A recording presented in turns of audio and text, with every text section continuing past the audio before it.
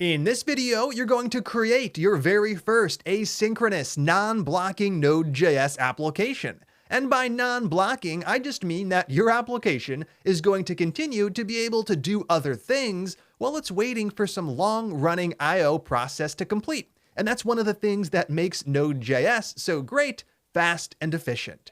So in this video, we're going to explore asynchronous programming with a basic example. Then we'll take what we learn here about asynchronous programming and use it to build out our weather application.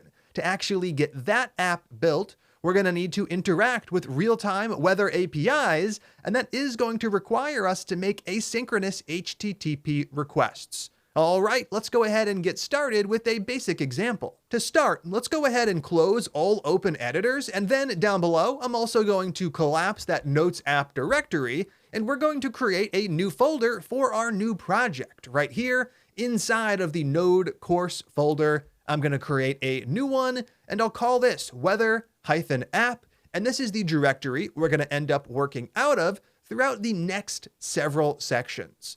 To kick things off, we're going to create a single file inside of here, and obviously we will expand on that as we build out the application.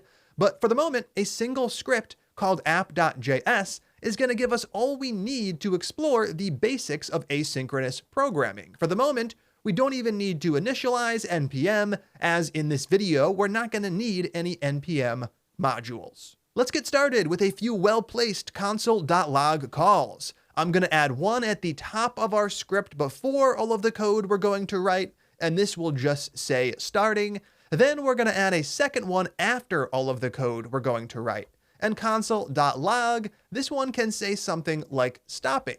Everything else we're going to write is going to go right in between. Now, currently, we have a completely synchronous program. In a synchronous programming model, one line runs after the next, regardless of how long each line takes to execute. Now, in this case, we have a very simple program where starting is going to run first and stopping would run after. No shock there.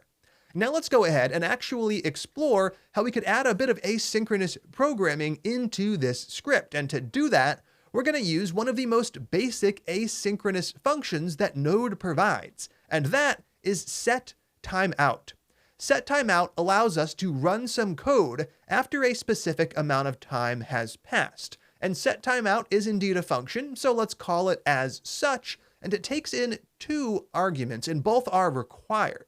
The first is a function. So let's go ahead and for the moment, just set up an arrow function right here like this.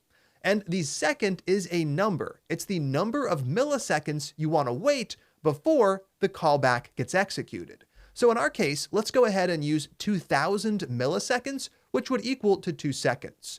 So what we're really saying is, hey, here's a function. Can you run this function after 2 seconds have passed? Now let's add something inside of this function, the one we passed to setTimeout, so we can actually see that it gets called when it's supposed to. And for the moment, as you might have expected, we're just going to use console.log to print a message. Right here, 2-second timer.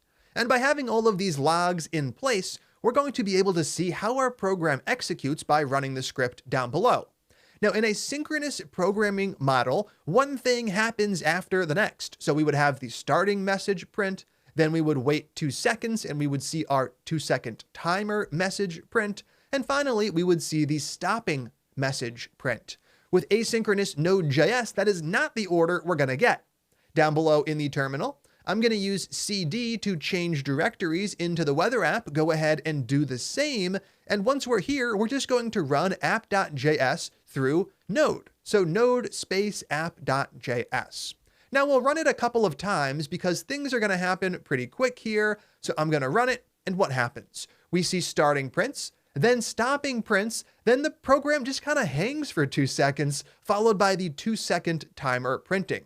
Let's go ahead and do that one more time. Right here, you'll notice we're not getting brought back to the command prompt until those 2 seconds pass. So now our Node application does indeed take over 2 seconds to run. Then we're brought back to the command prompt where we could do something else. So that Node process is going to require just over 2 seconds.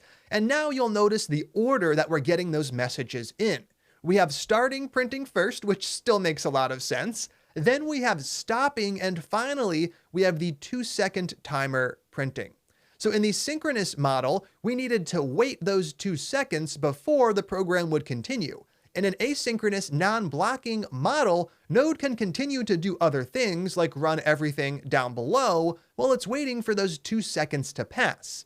Now in this case, we're using something simple like set timeout to illustrate the basics of asynchronous programming, but imagine this was a database request. If we were fetching data for one user, it would be nice to be able to do other things in our program while we're waiting the couple hundred milliseconds it takes to get that information back. Otherwise, Node would be terrible at its job. Instead, with the non-blocking model, we're able to do a lot of things at the same time. I can wait for 60 database requests to come back while still issuing more. Now let's take things one step further by adding a second set timeout call into the mix and generating some strange and potentially unexpected results. Right here, I am going to add a second set timeout call, passing in the same 2 arguments. The first is our function to run after a specific amount of time has passed, and the second argument is the amount of time to wait in milliseconds. And in this case, we're going to wait 0 milliseconds, saying we want to run the function right away. Now inside of here, once again, we're just going to print a message so we can see the order in which things happen. So console.log, and I will print 0 second timer to the console. I'm going to save app.js, and down below I will use clear to clear the terminal output before rerunning the app.js script. From here, I can cycle through my previous commands to rerun the program, and let's go ahead and look at the order in which things happen. Right here, we see starting, then stopping, then 0 second timer, followed by 2 second timer. Now, I definitely expected the 2 second timer to print after 2 seconds, but why is 0 second timer coming after stopping? If I'm not waiting any time at all, it would seem that I would get this message before I would get the message down below, but clearly that's not the case.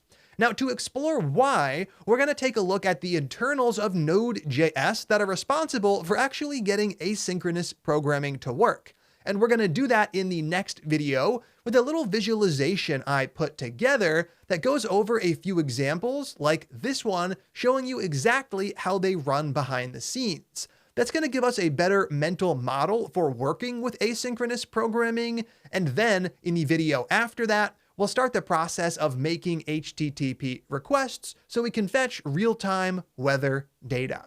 I'm excited to talk about why things are working the way they're working in the next one, so let's go ahead and jump right in.